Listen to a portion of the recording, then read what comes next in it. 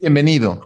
Este es tu programa Factor Capital Humano. Soy José María Avelar y el día de hoy vamos a platicar con Sergio Treviño, abogado laboral, sobre algunos tópicos que tienen que ver, claro, con la reforma laboral, pero algunos aspectos que tienen que ver con lo que ya se avecina, el pago del PTU. Quédate con nosotros.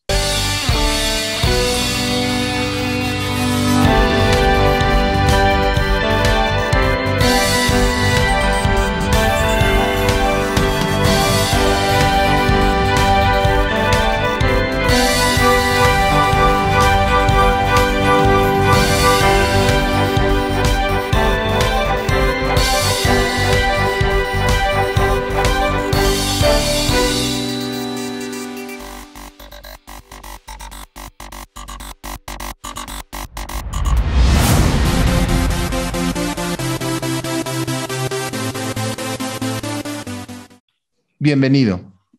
Este es tu programa Factor Capital Humano. Soy José María Avelar y el día de hoy tenemos un súper invitado. Él es el licenciado Sergio Treviño, abogado laboralista, licenciado en Derecho por la Universidad Autónoma de Tamaulipas, con una maestría en Derecho Corporativo por la Universidad Anáhuac del Norte, con un posgrado en Derecho Civil de la Universidad de Salamanca en España, y él es doctorando en Derecho Laboral del Instituto de Posgrados en Derecho de la Ciudad de México. Muy buenas noches, tardes, Sergio. Es un placer tenerte con nosotros. Muchas gracias, buenas tardes, José María. El halagado soy yo por la invitación.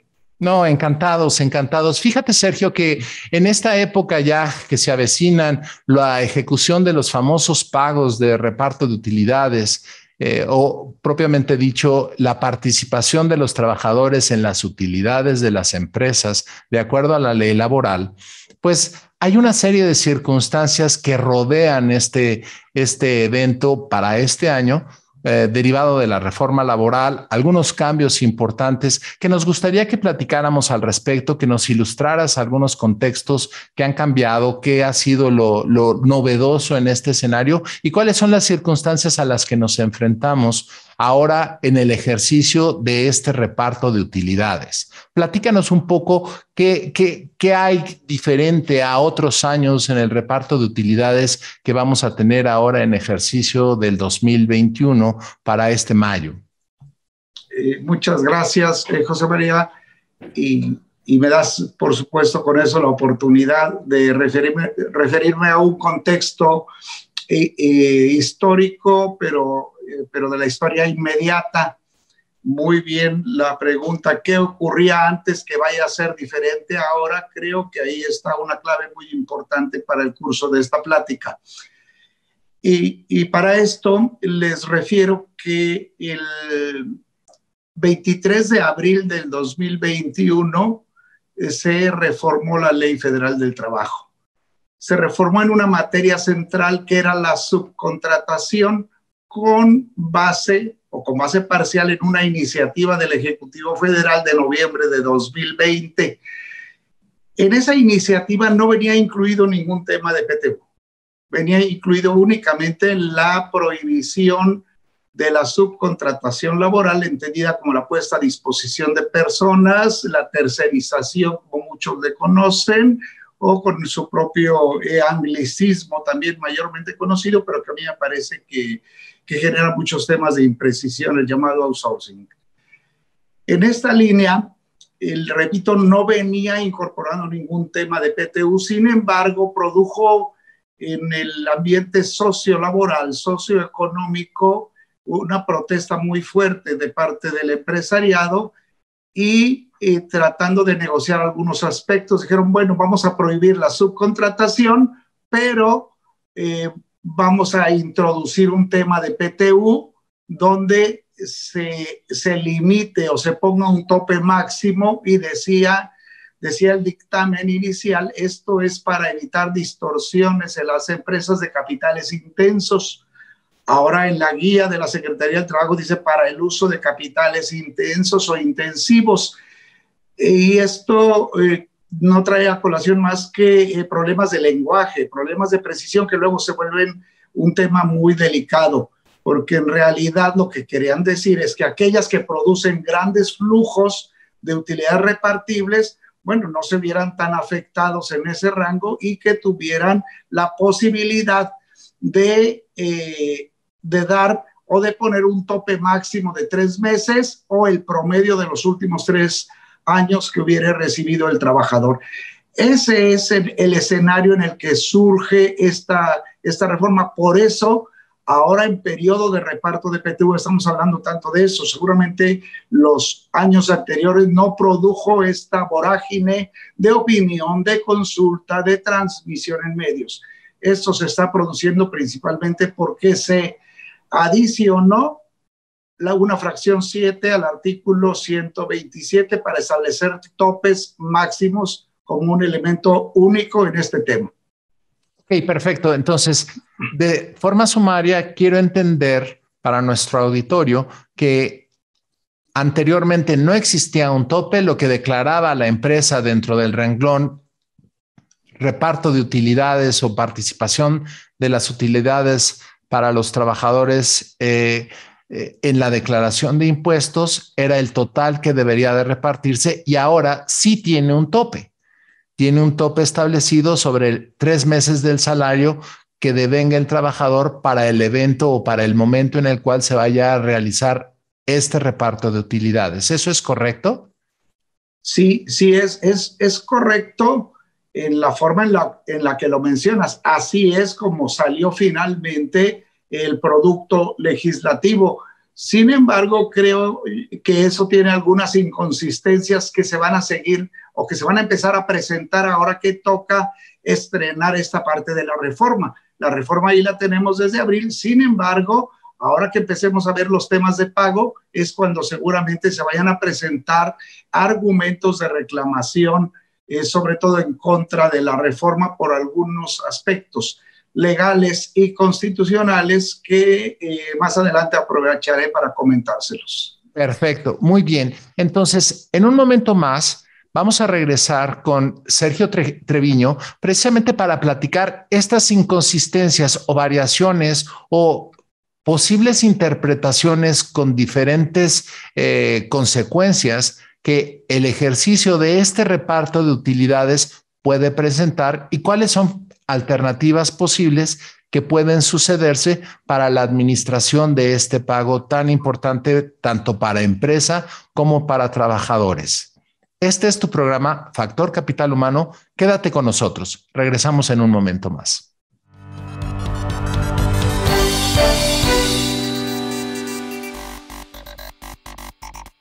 Hola, ¿cómo están? Buenas noches. Hola amigos, bienvenidos a Desarrollo Humano. Soy Gaby Solé. Amigos, qué gusto que nos acompañen, como siempre. Bueno, ya estamos aquí en bienvenido a Economía de Frente. En esta amigos, ocasión, bienvenidos a una emisión más de su programa En Derecho. Bienvenido. Este es tu programa Factor Capital Humano. ¿Qué tal? Bienvenido a esta primera emisión. IDC también está en la televisión. La construcción está muy lejos de recuperar sus... La carta por ti existía desde hace El Fondo Monetario Internacional. No te pierdas nuestra programación cubriendo temas como política, economía, corporativo, comercio exterior y temas de actualidad. Disfruta de la transmisión a través del canal 76 de Easy TV o a través del canal 168 en Total Play. También puedes vernos a través de las páginas de IDC de Facebook y YouTube. IDC TV. Sintonízanos de lunes a viernes.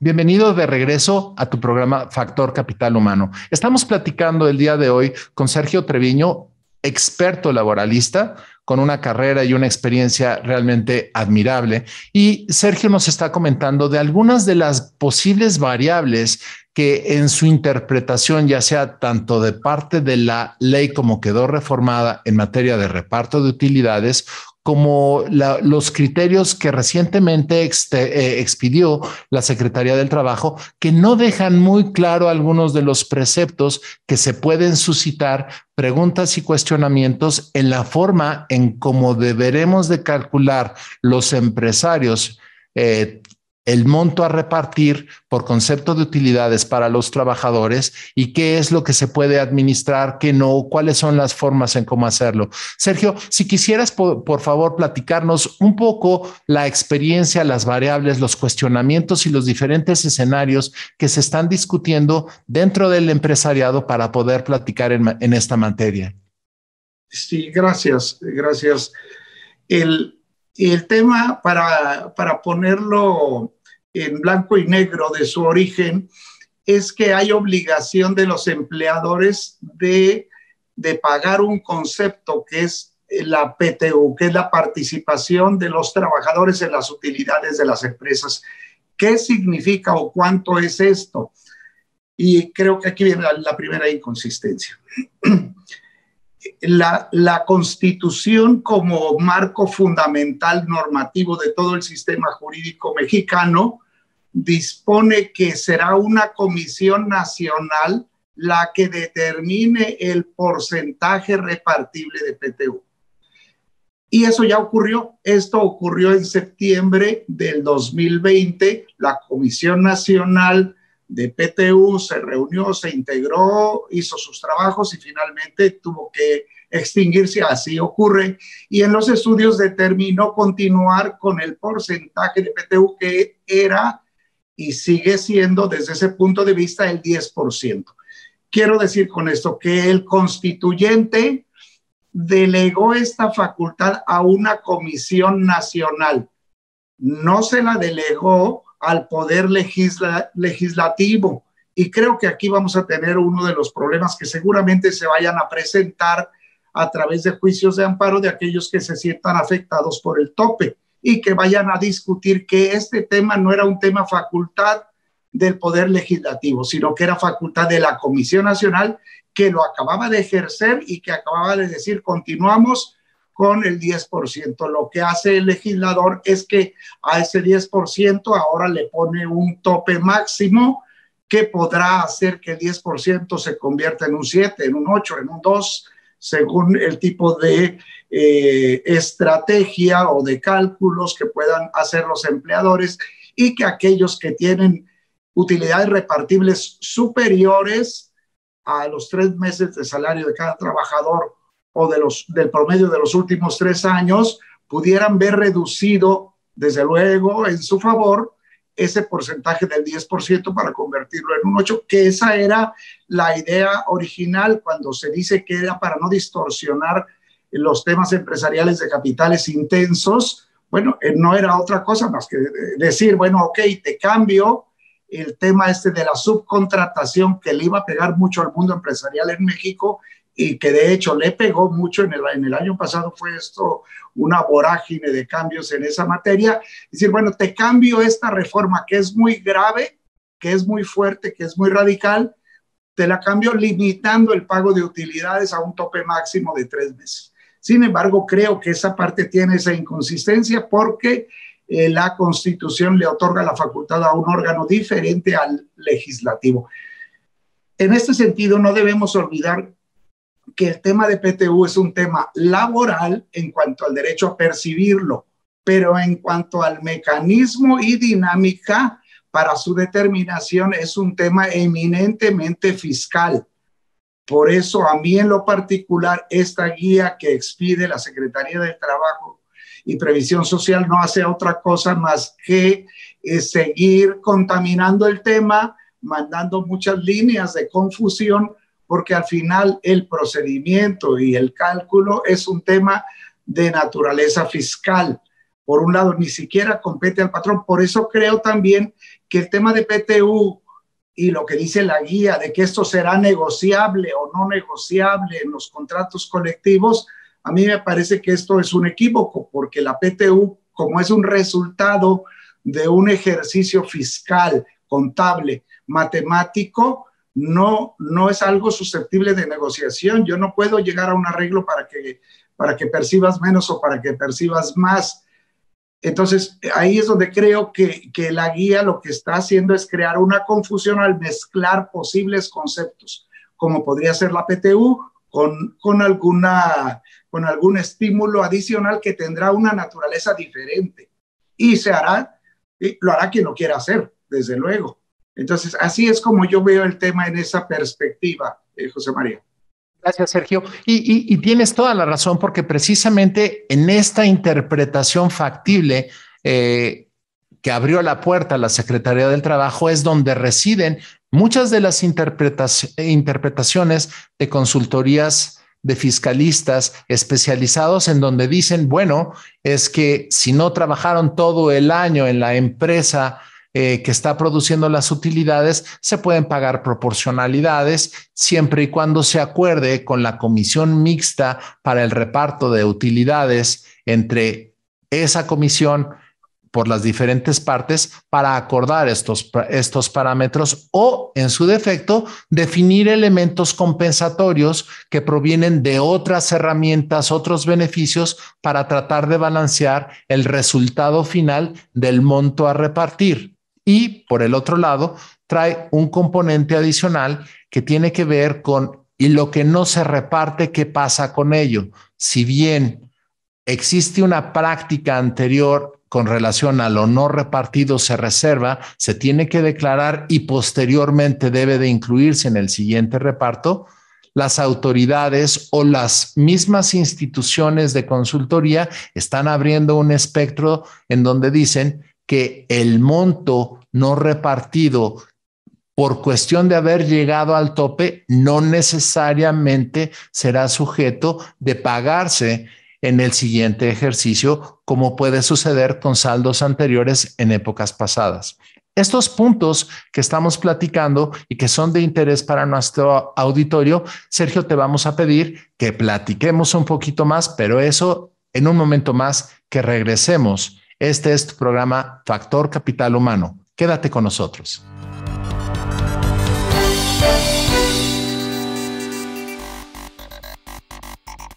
Hola, ¿cómo están? Buenas noches. Hola amigos, bienvenidos a Desarrollo Humano. Soy Gaby Solé. Amigos, qué gusto que nos acompañen, como siempre. Bueno, ya estamos aquí en bienvenido Dinero. a Economía de Frente. En esta Amigos, ocasión bienvenidos a tendremos una el emisión más de privilegio su tener- programa En Derecho. Bienvenido. donde ponemos a tu alcance. Este es tu programa Factor Capital Humano. ¿Qué tal? Bienvenido a esta primera emisión. IDC también está en la televisión. La construcción está muy lejos de recuperar sus La carta por sí existía desde hace mucho El tiempo. Fondo Monetario Internacional. No te pierdas nuestra programación cubriendo temas como política, economía, corporativo, comercio exterior y temas de actualidad.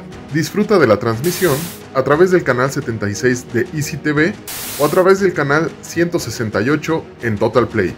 También puedes vernos a través de las páginas de IDC, de Facebook y YouTube. IDC TV. Sintonízanos de lunes a viernes.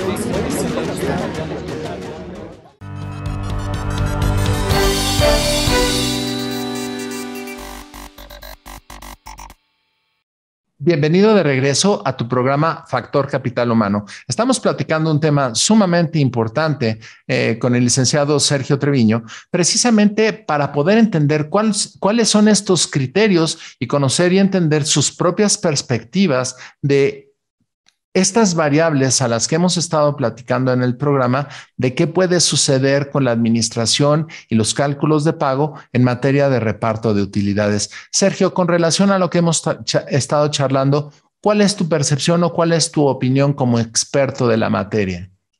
El primer aspecto que quiero considerar muy brevemente es que el sistema y procedimiento de cálculo sigue siendo exactamente el mismo que los años anteriores. O sea, no